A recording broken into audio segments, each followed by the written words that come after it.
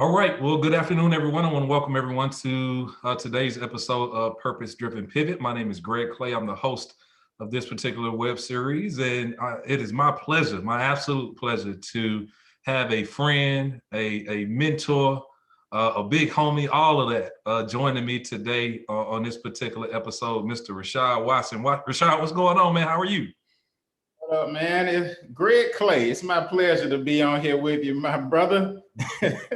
Oh man, I listen, man. The response First of all, kudos to you for even having this platform and just bringing all of these different individuals and these great people doing all of this awesome work in our community. To give them a platform to talk about their leadership and what they have going on. Kudos to you, man, for just even having the thought of mind to even put this together. Well, I appreciate it, man. It's one of those things where when we started last year, Juneteenth of last year, I never knew, Rashad, where this thing was going to go. And not having the ability to convene folks after we did that first kind of really big thing. I didn't really know how the individual series of interviewing people one-on-one, how people would respond. But it has been just absolutely phenomenal. Absolutely Yeah. phenomenal. Because I've got the opportunity to talk candidly with folks like yourself about, your journey, how people have responded to adversity, how people have leaned into opportunities, how people are not just winning, but also, learning through the things that they've experienced. In a year like 2020, as we press forward, through the end of Q1 for 2021, there's still so much that people are going through. The ability for people to, I think, learn from folks like yourself, your leadership lane that they'll hear more about is really, really important, man. So the feedback has just been remarkable. It's been super, super cool. Awesome, man. I'm actually looking forward to. I'm hoping you're gonna put together that Juneteenth event again this year. Because it was really really well done, well put together, open air. Outside. 'Cause we were in the middle of everything last year, Yeah. but I thought it was an awesome opportunity to hear what different people are doing. Throughout the city, because oftentimes you don't know about everything. Yeah, yeah. Well, that's the plan. I mean, Rashad, our plan is with this series is to have that larger culminating event in June 2021. So coming forward. And so this interview series, as a reminder for folks that are watching as well, this is just a year-long interview series with Purpose-Driven Pivot, where we'll take not just that launch activity that Rashad mentioned, all of these interviews that we've had with really, really great people and having a culminating event June 2021 is where we're at. And so I believe in this opportunity that we've got to continue to lean in and make more impact with conversations like these, because they've led to so many different things that I've learned individually, not just about myself, but it's not every day you get a chance to sit down and interview at a different wavelength. Like, so we chop it up all the time. For folks that are watching, man, Rashad and I talk almost probably every week, if not 2 times, 3 times a week. But to talk on a different wavelength, it's really, really cool to do this. Definitely. And so just as a reminder for folks watching, you can check out the other episodes at gregclay.com/purpose-driven pivot. And for those folks that will listen to this interview and want to share it, when we go live on the website with it, please be willing to share this great conversation that I'm going to have with Rashad, because he is one of the folks that I look up to in the context of leadership and community, commitment, making sure that we're locked in and keeping first things first. We've done some really, really great things. And as he has matured and evolved in his leadership, being a hometown hero from Atlanta, the South Side, shout out to College Park because he represents there as well. Same way on the Southwest side, I represent East Point. People don't know, Rashad, that, we move in and out wherever you play ball at, church, all of that type of stuff. You could be from so many different areas.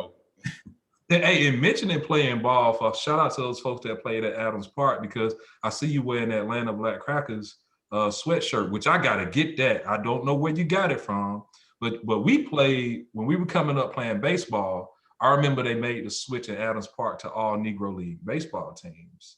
And Atlanta Black Crackers, along with the Newark Eagles, the Birmingham Black Barons, we were tearing people up. We were tearing people up. in baseball, man. It's homage to how we talk about our culture and keep our culture forward in Atlanta. So, man, I got to get that from you.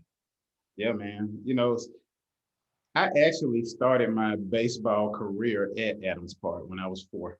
Okay. A long time ago. I was at my mom's house a couple of weeks ago. We were looking through some pictures from my brother's birthday and ran across a picture from when I was 4, man, over there playing t-ball. hmm Man, it's such an interesting thing, man. I remember, and shout out to the big homie, Hammer and Hank Aaron. When we think about baseball and how it's not a real strong thing in our community now. Shout out to folks like CJ with Lead that are inspiring folks through the tools of baseball, but it's not as big as it was when we were coming up and coming through. And I think when we were looking back at legends like Hank Aaron or even the Braves, as we came up with Neon Dion, Dave Justice, Otis Nixon, and the like, baseball had just had this different tone. And I know Right. before we start talking a lot about kind of friends of fam and things of that nature, you coached, right? Yeah. You Yeah. sports, yeah, that's a part of your leadership lane. Let's start talking about a little bit of that, man, because I haven't necessarily been in a space where you had the opportunity to talk a lot about that, for where you have gone, and we can come back to some things, but let's start like where it is where you were coaching. I don't know what age, but tell us a little bit about that, man. Was that the start of kind of where you started to do youth development?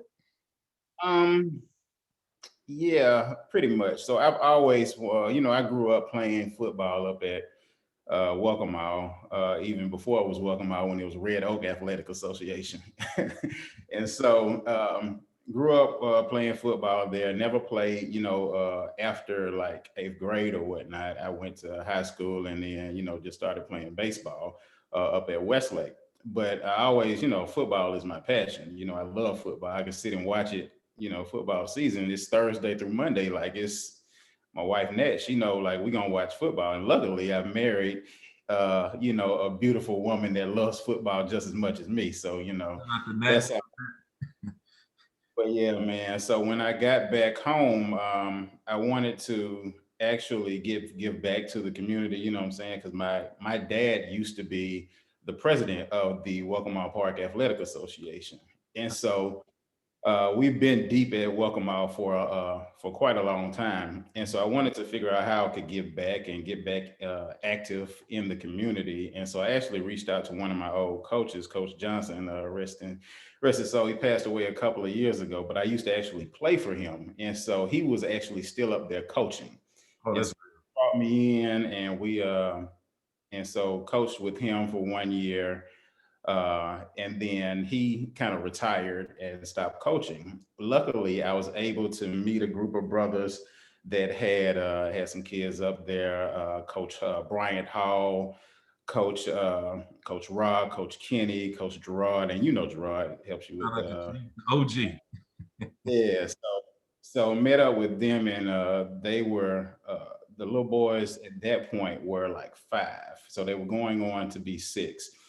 And so met Hall, he was the head coach. He welcomed me with open arms. He was like, "Yeah, come on in." He actually gave me the keys to the Benz, man. He said, "Go ahead and run the offense." And so we coached with Hall for from the time they were 6 to the time that they were 11. And so now we actually won a couple championships. It was a good thing, and to see those kids now, and what they're doing, they're all going into their senior year of high school. A number of them are over there at Westlake. I got one that's over at McEachern, but saying just to see them progress from just really running quarterback sneak, quarterback bootleg to the real athletes that they are today, like getting scholarship offers to D1 schools. You know what I'm saying? That is it all comes full circle. It almost makes me shed a tear when I go to their games and see that these little boys have turned into young men. So that's always been big to me. I would actually still be coaching right now, but that coaching takes a lot of time, man. Like it literally, like if you're coaching youth sports, especially football, I mean, and this is back when I haven't coached in at least 6 years now, but even back then, like it was June through December. So half the year, half the year, Tuesday through Saturday, you are practice, scrimmages, games. You go out there to the games on Saturday, you out there from 10 o'clock in the morning to 10 o'clock at night, and you're not necessarily coaching that whole time, but it's the whole environment, the atmosphere. You've been out there to some of them games, at Welcome All, Adamsville, Central DeKalb, you got all of these programs around the Atlanta area. And when you go out there on a Saturday, man, it's just a whole environment of just people just enjoying being outside and kicking it, the kids having a good time. So yeah, man, that was you're making me miss my coaching days. And so let's talk a little bit like with you growing up in that space. I mean, as an adult, pouring back into the community, as a young person, especially with your father being so involved and engaged, growing up in that mix, how do you think that helped to lay a foundation for you now as you matriculated through, high school? You went to Westlake High, you were in the band there, then, went on to FAMU, which we could talk about as well. But how was that foundation in, just growing up in sports influential in you wanting to come back and give back, and then your old coach saying, "Hey, here are the keys to the offense, let it roll." Yeah, man, so the foundation that my parents, instilled in myself, as well as my brother, they DeMar. were always active in the community. So whether that be, at Welcome All Park, whether that be at Seaborn Lee Elementary School, Camp Creek Middle School, Westlake High School, whatever we were doing, they were going to be involved in and make sure that not only myself and my brother had everything we need, but they were going to fight for additional resources for everybody at the school. Absolutely. So my dad, my mom, my aunts, so Frank Smith, Buffy, all of these people who worked in the community, they're pillars of the community, like they are really, really, they were really critical to getting that, that gym and that pool that is up at Welcome All now. Mm-hmm. So they fought, really, really hard to get that, that center actually put at Welcome Out, because originally it wasn't going to be there. It was going to be somewhere else in Fulton County. I think they were trying to put it in North Fulton County. Actually, I And didn't so, know yeah, that wasn't going to be in South Fulton County. Back then they weren't really giving us all of the resources that the North County was that. Oh, getting. it was a huge difference. I think about now when you go to certain schools. I mean, it was a huge difference, and we saw it as kids. I mean, we could clearly distinguish the difference between what we had, being grateful for what we had, but playing from Adams Park to I played at Sandtown for a little bit, then went back to John A. White Park.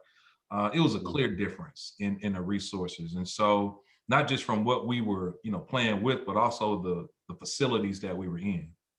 Yeah. Right. Right. But yeah, man, just seeing them growing up and seeing them, fight for different things and always being supportive of, community, the neighborhoods or whatnot. I've always, had that itch to give back. Even when I graduated, from Westlake and went down to FAM, and it's like, okay, well, even though I'm at FAM, I need to go back up here to Westlake and holler at the, the drum section and teach them a couple of the things that I've learned down at FAM. Like, look, I know this is how we've been doing this for a long time, but this is probably not the right way. Let me teach y'all, a different way to do some things. And that's just always been instilled in me. Just seeing, both of my parents just being active and giving back, and also active at the church. So they still active, like super active at the church. That's awesome. That's awesome. So this natural leader that Rashad has been, it's great to hear that connection with your mom, your father, and your family, your uncles, everyone around you, and how you practice that and lead by example. I think about, not just at Westlake, but you going down to FAM, the Atlanta club, y'all leading that whole, I mean, leading the movement down there around people, making sure that when it came to Atlanta, and there was some folks down there already, right? But there was this energy around like as we matured through and became older, even down at FAMU, you know, your leadership in that space. I mean, that was an important season in your leadership as well, man. You want to talk about that? Sure, man. Club Atlanta. That was a good time down at in Tallahassee. So Club Atlanta was essentially like a group, well, an organization, a campus organization that consisted of basically everybody that was from Atlanta that was going to FAMU. And so what it was used for was to basically network and have a group of people that were similar to you, that had had the same background, you know, as far as geographically or whatnot, and um, and also to help people to get rides home, because you know at that point in time everybody didn't have a car, so you know you help people to get rides home from Tallahassee to Atlanta. But yeah, man, working with To and from Atlanta. was- To and from. If you were stuck in yeah, Atlanta trying to get back. yeah, and from, man, yeah, I didn't it's been times where I've missed my ride and had to rely on somebody else from the Atlanta club to come and scoop me to take me back. Because my folks was not driving me to Tallahassee and I wasn't gonna ride the Greyhound. Yes, indeed. Yes, indeed. No, not at all. But yeah, man, the club Atlanta. So we uh group of individuals. Everybody who came in with me was basically, we had James Few, Salam, Marcus Bullock, boy Wesley Jackson. So you know, all of us were really, really active in making sure that the Atlanta club just kept everything moving. We also had my boy Rocco Spencer, who came in a year before me. You know, Sweezy, Justin Adams, who came in a year after me. Also, Nyasha came in the year before.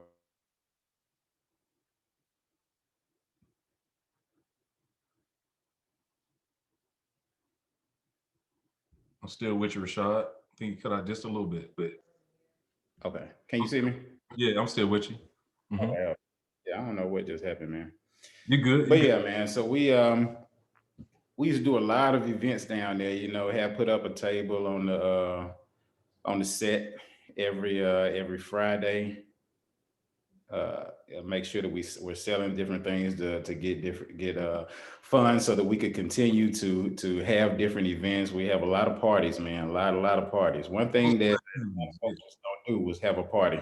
Yeah, the social activities, man, the opportunities to fellowship, and get to know your comrades, man. I remember that, man. Y'all ushered in such a great kind of time at FAMU, and for even me, who I was a little bit younger, it was a good thing to see in the leadership lane that I was kind of growing into, even because it was a great example of what could happen when people just came together. You know, it was just pure foundation of good people wanting the fellowship. And what's really awesome about that is that for the students that you're still mentoring down at FAMU, are keeping that legacy going. That's the coolest thing too. Man, it's so cool because like a couple of the students that we gave, well, that not that we gave, but that received the Friends of Fam scholarship, they are actually the president of the Atlanta Club now, the treasurer, as well as the secretary down there. So you know that warms my heart, and to see them just continuing on the legacy that you know we were a part of down there, it just makes me really, really happy. Mhm. So let's talk a little bit about friends and family. Let's pivot into that. You know, Rashad, I remember you called me one day and said, "Look, man, you know, you remember Be Out Day?" And I was like, "Of course, everybody remember Be Out Day." That was at FAMU. And you talked about wanting to bring that energy to Atlanta, and what would that look like? And not just in having the event, but all of these different things around, you know, the energy, doing it for a really good cause, doing it for a really good purpose. And then you as a leader defining a team in order to get that done. I'm grateful to be a part of that team that includes so many different folks. Rashad, you know, I'm hearing this consistent theme around things that you go and navigate and guide through having great people around you. So can you talk a little bit about the early days of you thinking about Friends of Fam, bringing this team together, this awesome team of folks, and then I'll kind of move into some of the things that we're doing right now, in I really, really want to talk about some of the pivots that you're considering in that space too. Sure, man. Yeah, the yeah, starting out. So yeah, I ran that idea past a couple of people before we actually moved on it. I had to specifically run it by my wife Nat first, to make sure that we were good, to move forward with this. But she gave me some gave and continues to give me good ideas to continue to move Friends of Fam forward. Mhm. But yeah, just touch base with you, man. Sweezy, and he's not here anymore. Well, Sweezy's not here anymore, but I also touched base with Zuri. Zuri moved up to New York, but touch base with them, and we're just kind of putting out some feelers on like, what do you think? What do you think about this? And so, once I talked with you, and I knew your leadership style, and so I was like, okay, if it's one person that I know that I can count on and will give me some sound advice, um, and be able to help me to lead this, is going to be Greg Clay. I So I appreciate was like, okay. And once we talked and you were on board, I said, let's put together this team, man. So let's put together this team. And I was like, okay, who can we include? And I uh, immediately thought of Sweezy, because that's been my right hand man for a long time, from the Windrush days back in Tallahassee. And so hit him. He was down. Called James Few. Mhm. Uh, he was down. Me and James been down since going to Six Flags, getting dropped off at Six Flags together when we were growing up. So hit Shout him. out to He was down. congrats to the few Yes. families as well. Yeah. Congrats to the Few family. Happy birthday to my boy James Few. We salute you, man, and super happy for y'all. Yeah, indeed. But Indeed. yeah, hit James, and then I'd actually got introduced to Amanda through Net, and so both of them are in the same chapter of Delta Sigma Theta from FAMU, and so Amanda and Nat knew each other and were friends, and so she introduced me to her, and so I was like, okay, well, let me see if she would be interested as well. And so she was interested, and then I hit you, and I was like, great, who else can we include in this? Mhm. And that's when you said, well, we need to include Saint Joy. You Mhm. said we need Enjoy. to loop in Saint Joy, and we need to loop in Moby. Yep. And and so once we you reached out to them, and they were all on board. We had that initial meeting, man, and we haven't stopped since, man. But it was definitely rough in the beginning, man. We still got some of those pictures from that first be out day where we were doing literally everything ourselves, and yeah, it was tough, man. But the thing is that everybody brings a different piece to Friends of Fam. Mhm. So some things that I can do, or some things that I can't do, you can do. Some things that you can't do, James can do. Some things that James can't do, Amanda may be able to do, and vice versa for like Melissa as well as Moby. Mhm. And so just that first year we were just kind of trying to learn everyone's strengths. So what is everyone good at? Who can we delegate to do this? Who can we delegate to do that? And everything just started to fall in place. And it was definitely trial and error. People learned. I may be good at this. I don't really like to do this. So let me tell you what I'm good at. So, I can tell you what I can offer to this particular organization. And I think we've figured that out. We've added a number of different resources and board members since then. We've added Camila Muhammad, who does an awesome job with our marketing. We've added Leon Watts, who does an awesome job with our activities. Jamar Brundridge, who does an awesome job with our entertainment. My boy Jamil Cotner, who does an awesome job with literally everything. Like I can call Jamil, he's like little bro. I can call him on anything and get his advice. He's always innovative, coming up with different ideas. Mhm. So he's definitely great as well. And then our newest addition, James Jackson, who's coming in and hit the ground running on our logistics piece as well as our fundraising piece. And there have been a number of other individuals that have, been a part of. Oh, and shout out to my boy Nero. So Nero, as well as James Nero, as well as Marie Willoughby, who are, along with Amanda Few, they comprise our scholarship committee. So, they do a excellent job with that and making sure that we are providing scholarships, substantial scholarships, and not just, something that won't necessarily, I mean, everything will help, but we try to give the students something that will make a dent in, their tuition down there. Um, but yeah, so that's the core team that we have right now. I can't remember if Just I. to I want to let the viewers that may not be as familiar with Friends of Fam know that it's a separate 501c3 that Rashad helped to found in our sixth year of $150,000 in scholarships, active full contact mentorship, resources to students. I mean, teams that are sending out care packages that, I mean, some of the best care packages I've ever seen, and it's really full contact support for the next generation. And I think the power in that is trying to fill this void and this opportunity where alumni from FAMU have an opportunity to give back, and not just the alumni of FAMU. I mean, we've got support from people that hadn't necessarily been down to Tallahassee. It's just more so good work to support students that are leaning in, going to a HBCU down in Tallahassee, FAMU, which all of us graduated from. And it's been really, really beautiful to see. It really, really has been. Mhm.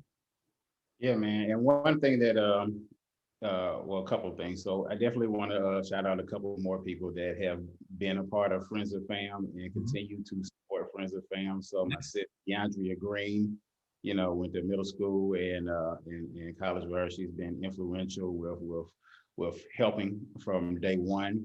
We have Christina Audrey, who was a part of Friends of Fam, continues to support us. We also have Jason, part of Friends of Fam, continues to support us, as well as my boy Elliot Kadi, who continues to support us and continues to be a part of Friends of Fam. He's doing a wonderful job with the Atlanta Braves. He was influential with the HBCU game classic last week with Ralph Garr and Lucas, Mr. Lucas, and just bringing FAMU as well as Grambling to Atlanta and highlighting them in their baseball program. So Good look. definitely, Y'all out there, man. That looked like a good look, bro. it was definitely a good time, man. But yeah, but in terms of Friends of Fam, man, what we really wanted to do was put ourselves in the student shoes, because like we've all been students at one point in time. And so the thinking behind Friends of Fam was, okay, when I was a student, what did I need? What was I looking for? Mhm. And so, I was one of those students that I never received a scholarship to go to FAM. And so I know the financial strain that it puts on a family, when your child wants to go to a certain school and that school is out of state and you're not getting no money to go to this school. And I've been blessed that my parents, were they supported my dreams, because it was like I'm going to FAM or I'm not going to school. I didn't apply to another school, man. Oh, legit. But nah, but yeah, man. So I know the financial strain that it puts on families. So I wanted to just put something together where we could, even if it was just $500 or $1,000, to help out at least one student that was going to FAM that was from Atlanta. I wanted to put that together, and then once we started, those initial talks with all of us as board members, we got other additional ideas on, what the resources that we needed as students. Like we got guidance from, professional development or classes or our professors or whatnot, but there wasn't really a direct way for us to have mentors that were already in the field that we were trying to go into. A lot of us were kind of going at that blind. And so what Friends of Fam is able to do is basically connect our mentors with people that are already working in the field, and trying to work on getting them internships, telling them, what they can expect if they go down this route, or if this is even the route that they want to go down. So yeah, uh, that's really the premise of Friends of Fam. Providing that scholarship, providing that mentorship, and just allowing the students to grow, man. Man, and you've been able to lead our efforts, man. At the same time, balance a full-time career. You're involved and engaged in the other things as well. Rashad, what would you say out of your leadership experiences over the last, call it, 2 years? Because I want to include not just 2020, but even prior to that, to give folks a glimpse into how you think about leadership and your perspective on it. What would you say you learned the most about some of your experiences in leadership over the last, call it, 2 years? Basically, that you can't just. I've learned that you have to be open to different ideas. Your idea isn't going to be uh, the it's not going to go your way the every time, and just leading this group of people, especially with Friends of Family. We have 13 people on the board, so there are a lot of different ideas that come about, and I never. People see me as a leader, but you've been in those meetings, and I never even try to present myself as that. I present myself as, just a member of the board, and that we are all, there together, and we all have, equal opportunity to provide insight, or come up with different innovative ideas to move us forward. Um, One thing that, and I've had to learn that, because I'm a very strong-minded person, and so once I get my mind set on something and I have a vision, then I want to see it that way. But I think definitely working with Friends of Fam has let me know that I can present it to our group, and then someone like you may come up with, "Hey, Rashad, that is a great vision, but what do you think about this?" And you may say, what do you think if we tweak it like this? And it could be something that would take, a fundraising opportunity from, $2,000 opportunity to a $20,000 opportunity that I didn't even think of. And so just being open and allowing others to actually provide their insight and uh, and be equal across the board. Indeed. That's good. That's good, man. As we think about pivoting, our impact, what are some of your thoughts? I know we creatively as a team think through that stuff oftentimes about, as COVID, I would say we're over with, right? As things kind of loosen up and people consider the vaccine. When we think about 2021, what are some of those things that you want to share with folks around how, we should think about pivoting in the space of fundraising? You know,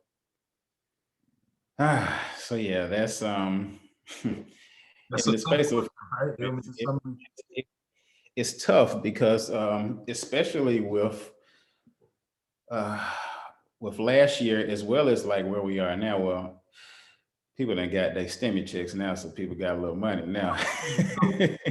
don't worry about that.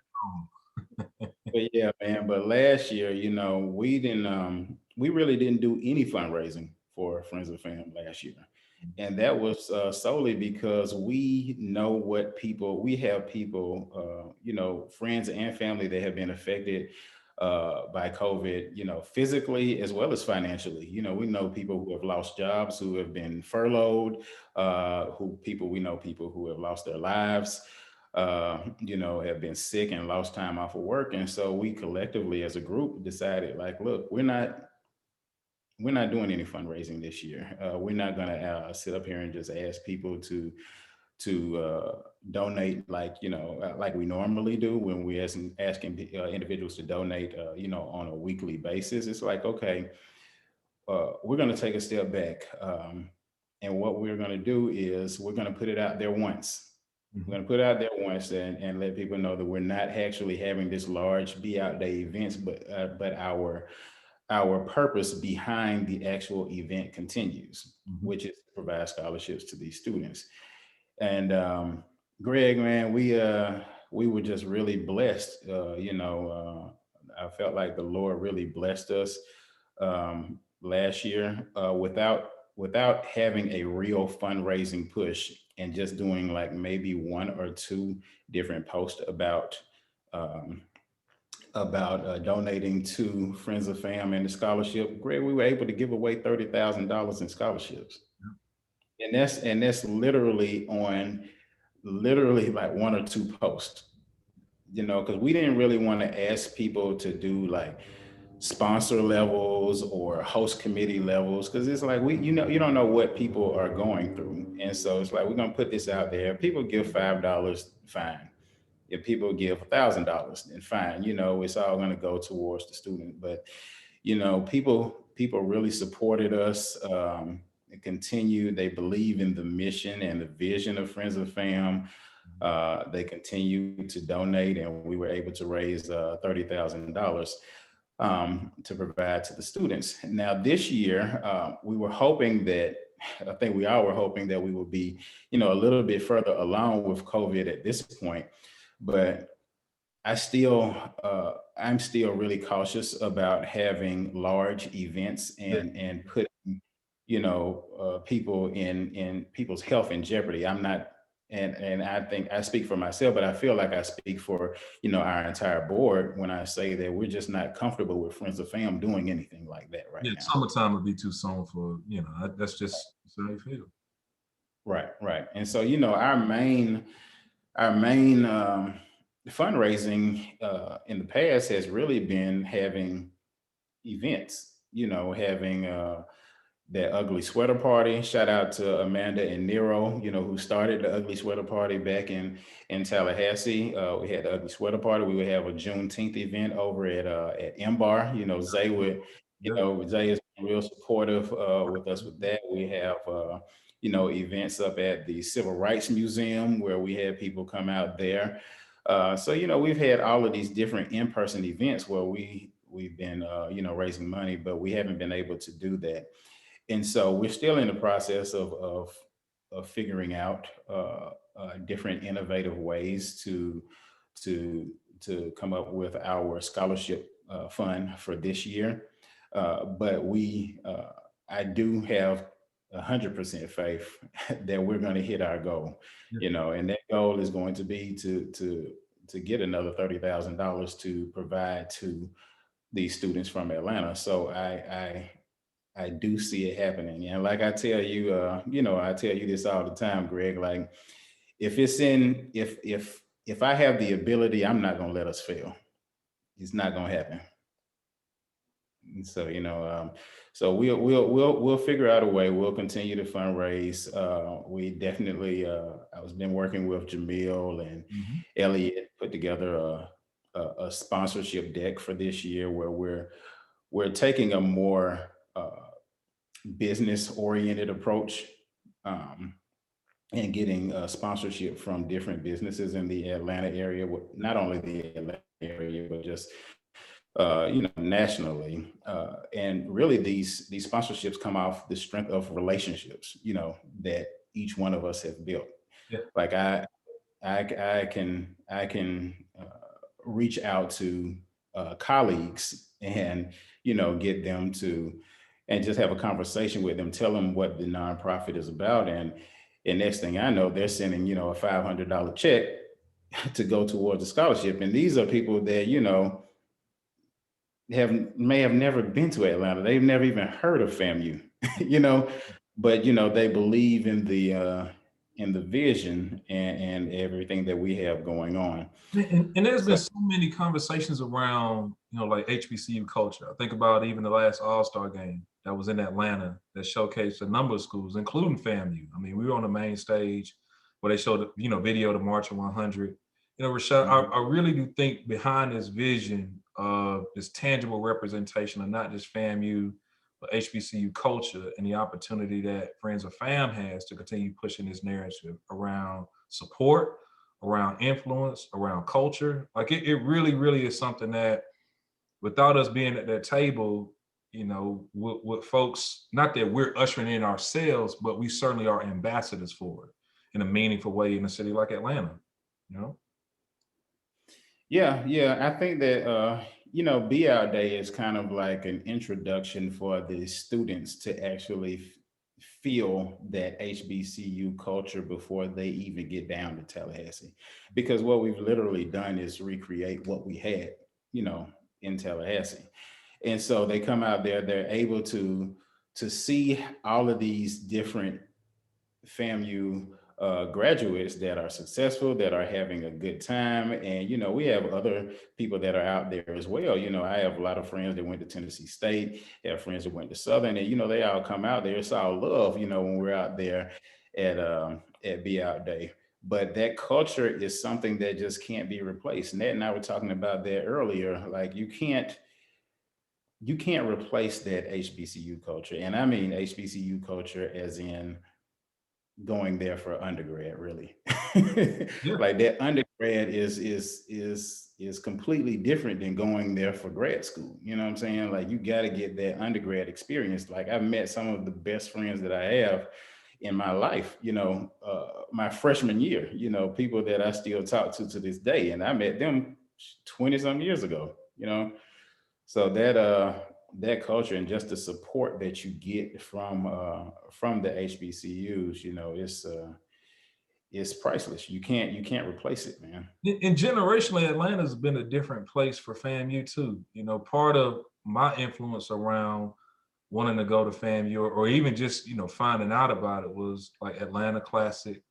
For folks that don't know, Atlanta Classic was one of those things where at its peak, 100 Black Men, shout out to the 100, was, filling the Georgia Dome with, HBCU culture where FAMU was playing TSU in some of the glory days, man. And as a kid in that environment, I mean, it was almost undeniable. And not just the game, but the other things I remember seeing, like the Royal Court. I was like you, I didn't get no scholarship money, so I remember they were giving out the scholarships. My name wasn't called when Hunt would come through, talking about life gets better. He was giving out Right, the scholarship. right, My right. name was never called, but it was like, yeah, man, it'd be awesome to go down to FAMU, see what it's talking about. But just that vibe and that element, generationally, without that game necessarily being here now, you're really taking the place of that through your leadership, man. The exposure for FAMU, I mean, from one of the largest activations in the city, man, I think it's to be commended. Well, thank you, man. Yeah, it's definitely we're definitely proud to be out there, and everything that comes along with it, everything that we've done.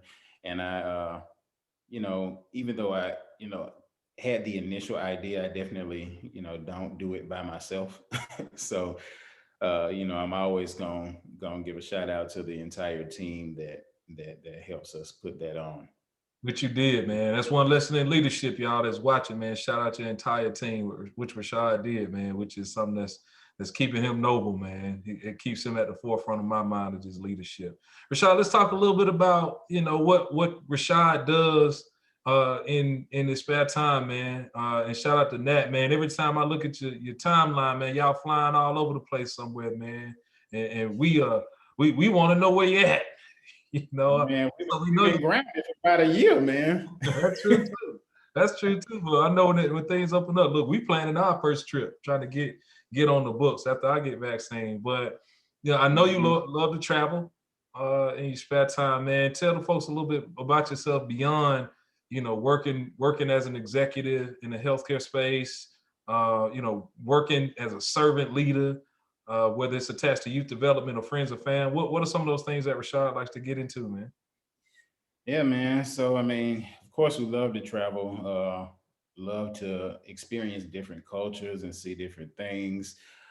I actually just really love being up on the plane. It's just because you're just disconnected from everything. I can just get up there, disconnect, watch me a movie, have me a little Jack and Coke and just kind of, sit back and relax. So definitely love that. I'm also a music lover. So, I was in the Marching 100. Um, and so that music is always, and is always, on my mind. Um, I actually, during COVID, I actually bought me a mixer. So, about some mixer and some speakers. And so, been practicing DJing a little bit, What's your I ain't DJ? necessarily, Hold on, what's your I DJ ain't name? necessarily, huh? What's your DJ name? That's the first step. Yeah, DJ Flight Plan. What you think, man? I'm gonna take you on a trip. Like Flight Plan. Yeah, Flight Plan. My Trademark. Yeah, with the TM on the top of it. That's awesome, man. Hey, so who's your audience? So Nat's your audience. Now, does Nat enjoy the mixes? I mean, you doing R&B mixes, or you doing like 90s Nah, music? You doing like Nat done told me that my music is too loud, man. that's awesome. No, during COVID, we ain't really had we haven't had nobody at the house. So, I just been it's giving me time to just sit and practice. And so, I went and did my little niece birthday party. So that was my first official gig. Shout out to MJ. But You got the microphone and everything like going, just like shouting people out and all of that. yeah, man. Yeah. I love it. Boy, Rocco and Terrell for putting me on. They gave me they gave me the insight. Them boys are super DJs, Them boys two of the best, man. The whole DJ crew, man. They look, man. Listen, I love to see that. So you officially a part of that? Look, okay. No. No, I just do a little, a little house party or something like that. I ain't ready to go out like that. All good, man. All good. And as we talk about DJs, man, we must shout out our guy DJ Nero, one of the gentlemen that helped us early on as friends of fam, who's no longer with us, but is a part of our legacy. And make sure we give our DJ Nero scholarship out as well. And so shout out to the boy Nero and Yeah, Maya. shout out to Nero, man. We're gonna continue to do as long as Friends of Fam is having Be Out Day and still providing scholarships, there will always be a DJ Nero scholarship. Indeed, Always. indeed. And shout out to everything that Maya and Gabby are doing over there with the nonprofit Nick's Kicks. If you get a chance, check them out. I think it's Nick's Kicks Foundation on IG, but they have some wonderful things that they're doing as well. Indeed, man. We've got such a awesome community, man, that has come together to, as I mentioned at the top of the interview, keep first things first. And for your leadership in so many different things, Rashad, keeping that stickiness together, whether it be things that you see at Westlake or things that you see on the youth development side or FAMU or just with people that you've connected with, man. I think you're a living example of how people can keep it 1,000, and at the same time continue to build this legacy around things that are important. And it not just be something that be beneficial to you as a leader, it's something that other people can learn and lead from as well. And so I want to tell you thank you for keeping those types of things relevant and present because as we talk about the city of Atlanta, as we talk about the region, things that we love to see more of, without examples like you out there kind of doing it and practicing it, man, it becomes this thing of the mind, not something that you see or hear or experience. And so, man, the way you continue to lean forward in supporting Black businesses and keeping things pushing, man, like living the example of keeping it 1,000, man. Boy, If we don't support them, then who gonna support them? We got to, and that's we've been really adamant about that.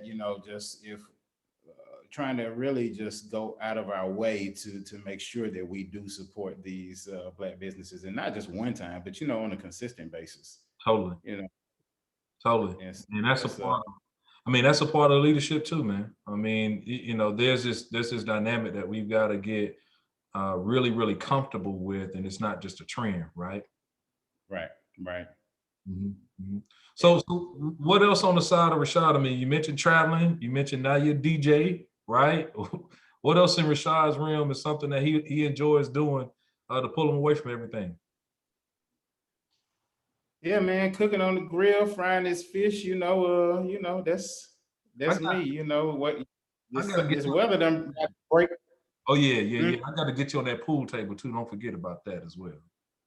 I got to get you. Yeah, It's in the basement, man. Whenever you're ready, bring your money. I totally will. And I'm gonna leave with it too. But man, oh man, as we come to a close, man, Rashad, this has been an awesome interview, man. Just Yeah, leaning into to learning more about your insight, man, has been really really cool for me. Like I mentioned before, folks, Rashad and I talk at least once a week, but the ability to hear more about what he's got going on in a different or from a different vantage point is something I sincerely appreciate. Rashad, is there anything else that you love for people to know about what's going on or what's next, whether it be related to friends or fam or other things that you got going on? sure. Any clubs that you are, DJing coming up, man? Get us an R&B mix going on or something. Nah, the only club I'm a DJ is the back porch. Soon as it get about 71 degrees. Yes, sir. But yeah, man, no, with Friends of Fam, man, we're going to continue to provide scholarships as well as mentorships to the students from the Metro Atlanta area. One thing differently that we're working on for this year is uh, is providing internships for our students. And so, got a couple of things in the works as of right now, but it looks like we should be able to provide at least two of our scholars with internships in the Atlanta area this summer. And if there is anyone that is watching that actually has a business in the Atlanta area and is looking for interns in the summer, please reach out to us at info@friendsoffam.org. We're definitely open to additional businesses that are looking for interns, and we can provide uh, a great pool of candidates for you to actually look at and choose from. So that's on the horizon for on the Friends of Fam side. On the Westlake side, so I've been we've been really trying to put together this internship piece with Friends of Fam. So I kind of dropped the ball a little bit with the Westlake side, but Ladon Blackett, so LBJ, Ladon He'll be Jay.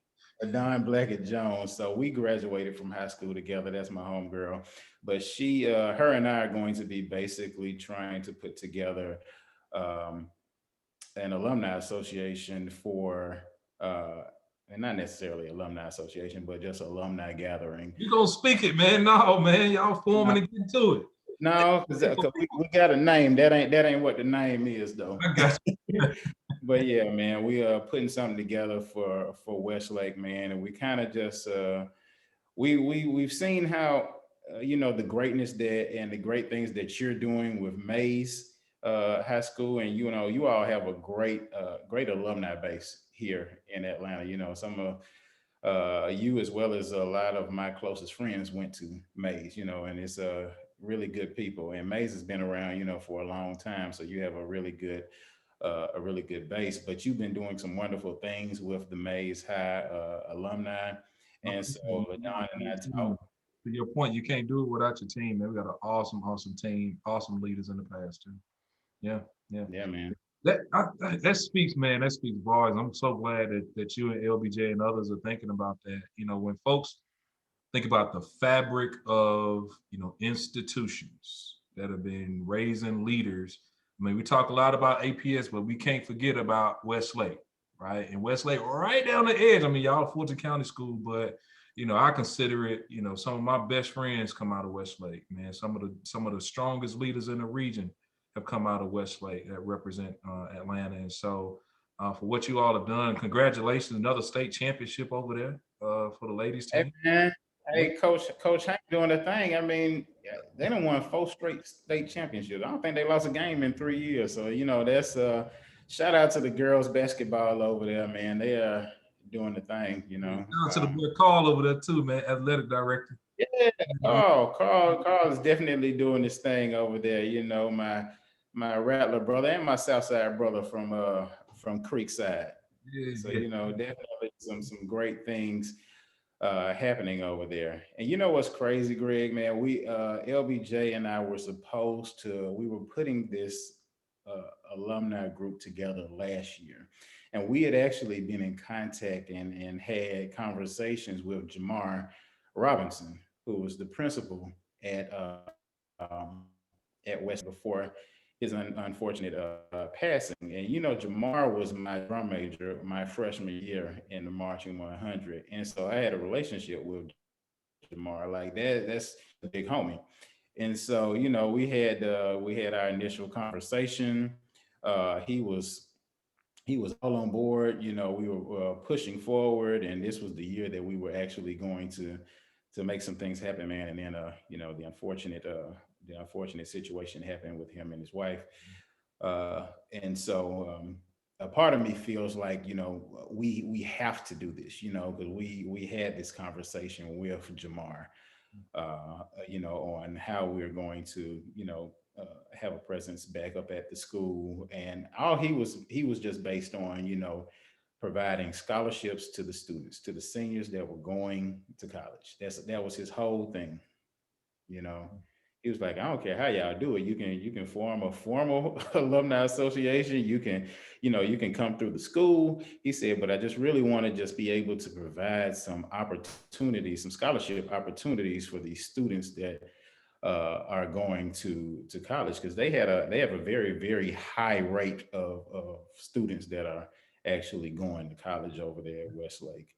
Yeah. The new principal, we have yet to talk with him yet, but that's definitely on our agenda. We're going to be trying to set up some time with him to you know, just tell him who we are and try to move things forward. The strong Rashad, man. I think about the work that we've been able to do in that space from an alumni standpoint. And while we're still working through some of our things, the opportunity to convene folks in a meaningful way, especially from that scholarship standpoint. By the grace of God, we've been able to continue to give out scholarships. Hopefully this year, as we approach kind of the end of this school year, we're able to do the same and keeping things first. And so I think it'll be great under your leadership and with LBJ, man. She's a superstar. And we wish we had over at Mays, right? Shout out to LBJ. But Oh, I yeah, know the time. we're gonna make LBJ the leader. I told you, I'm just gonna be a consultant. I hope you hear that, right? And so, but yeah, man, that's really really cool. And as y'all go through that process, please pick up the phone and shoot a text, or we could set up something to help kind of navigate through that stuff. Because the Westlake and Mays High family is something that is real. We support each other, especially when we talk about supporting future generational leaders that are going to be leading the next generation, wherever they may be, in Atlanta or across the country or world. Mm-hmm. Right, right. I also shout out to my cuz Kayvon over there. She's the president of Tri Cities Alumni Association. They doing some great things over there as well. Okay, Try High. I didn't know they were. I didn't know they were forming over there because Try High got some. Yeah, yeah. Yeah. We'll have an offline. Go ahead. Hmm. Go ahead, Rashad. I'm sorry to cut you off. No, I was just saying, yeah, she's the president over there. I think she got voted in, I think last year. So yeah, she's doing some great things over there. Good, good, good. Tri City is another strong school in the Hmm. area, man. So it's great to hear, folks leaning into that alumni base because that's how we keep the culture. That's how we keep first things first and support the next generation. And so that infrastructure really means a lot, man. So without the people infrastructure, that stuff don't go. I think that's been one of the most consistent things about this conversation. If that leadership and that people infrastructure isn't at the table and that good team moving forward, I think that it's going to be more challenges than opportunities. But as we come to a closer shot, man, I think that's been the essence of, this season and this journey that you've been on, man. I'm looking forward to the things that you'll continue to lead in because, even in this conversation, we talk about the many different things you've been plugged into. There's this generational connection automatically back to it, growing up at Walker Park and then going back and being the coach, being pivotal in the Atlanta club. And now, some of your own mentees are leading the Atlanta club. The money that you raise for FAMU, I mean, people going to be helping to raise money for other generations, and now being at Westlake and you plugging in to help the next generation of Westlake people, man. Rashad, that makes you a very unique talent for us in our community, man. And I want you to hear here first, if not second, that we appreciate you and we love you for that leadership, man. And what you represent with the fam. Shout out to mom and pop, man. What you represent with Nat, what you represent with your young bro. Shout out to Mark. That means a lot to me because, you know, when we out here trying to do what we're doing, you know, it could be a lonely place. And I know sometimes you get lonely in that space of leadership, but we appreciate you for doing that, man, for doing what you do. I appreciate you, man, and everything that you do. Appreciate this opportunity. You know what I'm saying? Appreciate all of the talks that we have. You know, we talk quite often, you know, and sometimes you have to talk me off the ledge, you know. Vice But you versa. know, it's been a it's been a it's been a wonderful journey, you know, especially with friends of fam and just getting the word out. And I think we're finally at a place where you know, friends of fam is just kind of really accepted more across the board. Um, and I say that because it was a big misconception on Friends of Fam for a little while that you know you could only participate or donate to Friends of Fam and couldn't donate to other organizations. And it wasn't, you know, it's never this our goal has never been to take the place of any type of organization or any type of donations that is going directly to the school.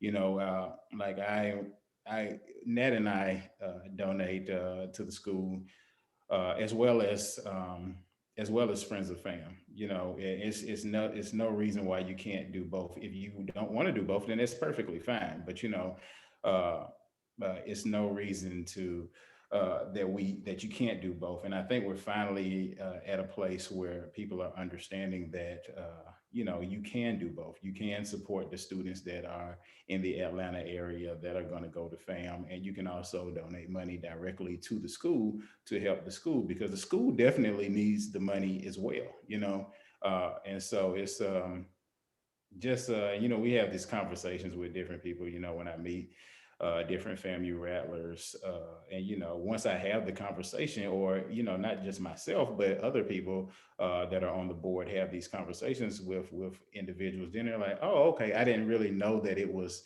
you know, it was like that. And it's like, you know, we never ever tried to tell people not to give to the school because the school the school needs money to stay open, you know, and that's, you know, FAMU made me who I am today. So I always give money back to FAMU, but at the same time, uh, I want to help students directly that are from the Atlanta area that are in my community. I want to help them directly and be able to provide for them and their families. That's real. That's real. Well, you heard it, y'all. Rashad Watson, hometown hero, representing the city. We're so proud of him, man, and everything that he continues to do. You've been watching Purpose Driven Pivot, where Rashad has talked about all the different things that he's been able to do, not just in the community, but things that y'all have to look forward to in the future from his type of leadership.